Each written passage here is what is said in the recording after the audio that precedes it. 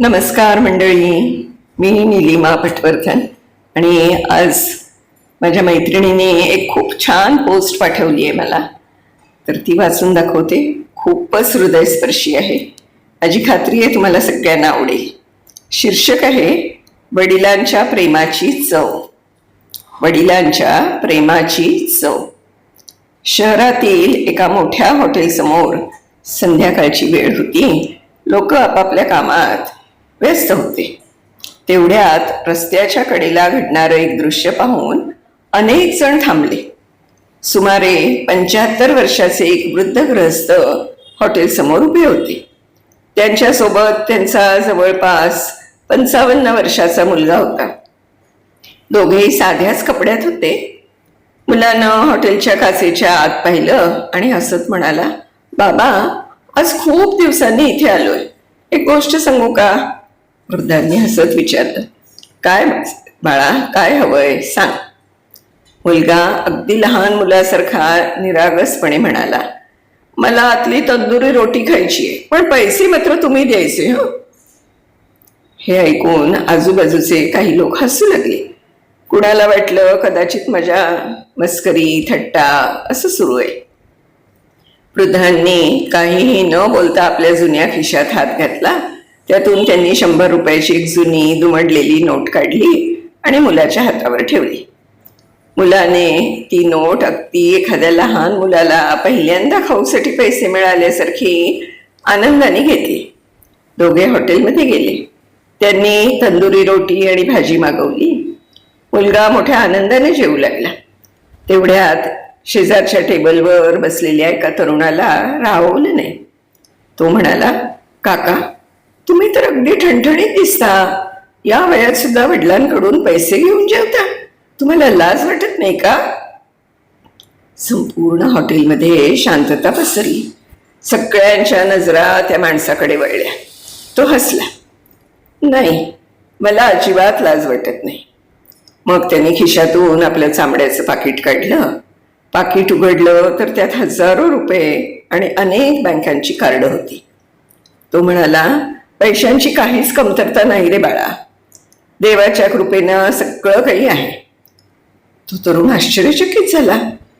मग त्या माणसाने आपल्या वडिलांकडे पाहिलं आणि म्हणाला, "मी लहान होतो तेव्हा प्रत्येक रविवारी बाबा मला बाजारात घेऊन जायचे. मी एखाद्या दुकानासमोर थांबून म्हणायचो, 'बाबा, समोसा खायचा आहे.' कधी आईस्क्रीम मागायचो, कधी काही खेळणं मागायचो आणि बाबा प्रत्येक वेळी आपल्या खिशातून पैसे काढून द्यायचे." हे बोलताना त्याचे डोळे पाणावले. तो पुढे म्हणाला, "तेव्हा मला वाटायचं की बाबांकडे जगातील सगळ्यात मोठा खजिना आहे." मग काळ बदलला. मी मोठा झालो, नोकरी मिळाली, व्यवसाय केला, पैसा कमावला. आज माझ्या बाबांकडे आहेत त्याच्यापेक्षा हजारो पटीने जास्त पैसा माझ्याकडे आहे. पण तो काही क्षण थांबला. संपूर्ण हॉटेल त्याचं बोलणं ऐकत होतं.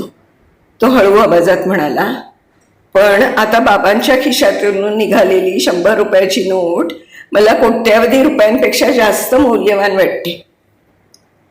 तो पुढे म्हणाला, "कारण त्या नोटेत फक्त पैसे नसतात, त्यात माझं बालपण दडलेलं आहे. त्यात ती बोट असते जी धरून मी चालायला शिकलो. त्यात त्या रात्री असतात जेव्हा माझ्या तापात बाबा रात्रभर जागे राहिले. त्यात तो संघर्ष असतो ज्यात त्यांनी स्वतःच्या गरजा बाजूला ठेवून माझ्या गरजा पूर्ण केल्या." आता हॉटेलमधील अनेकांच्या डोळ्यात अश्रू आले होते. वृद्ध वडील फक्त आपल्या मुलाकडे पाहत होते. त्यांच्या डोळ्यात अभिमान होता. मुलाने ती 100 रुपयाची नोट काढली आणि सगळ्यांना दाखवत म्हणाला, "तुम्हाला ही फक्त 100 रुपयाची नोट दिसत आहे, पण मला यात माझं संपूर्ण आयुष्य दिसतंय."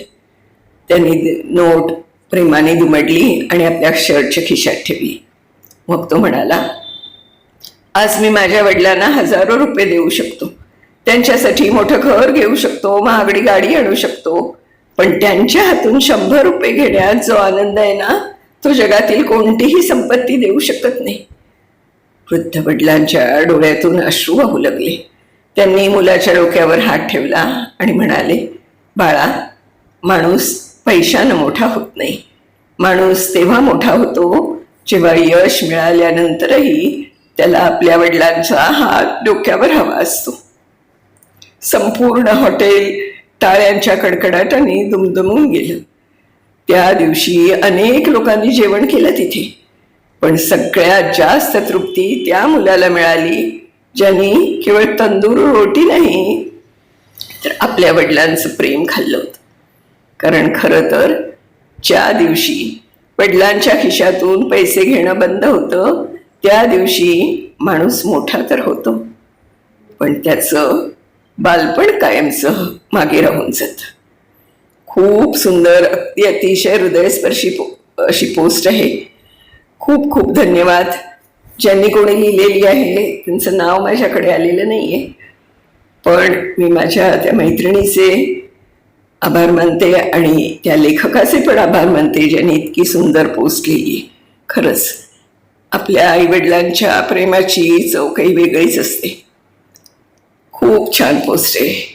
माझी खात्री आहे तुम्हाला सगळ्यांना पण ही पोस्ट खूप आवडली असेल. नक्की मला कळवा, लाईक करा, शेअर करा आणि माझं गप्पा गोष्टी हे यूट्यूब चॅनल जे आहे ते सबस्क्राईब करायला विसरू नका बरं का. मी वाट बघतेय तुमच्या प्रतिक्रियांची. धन्यवाद.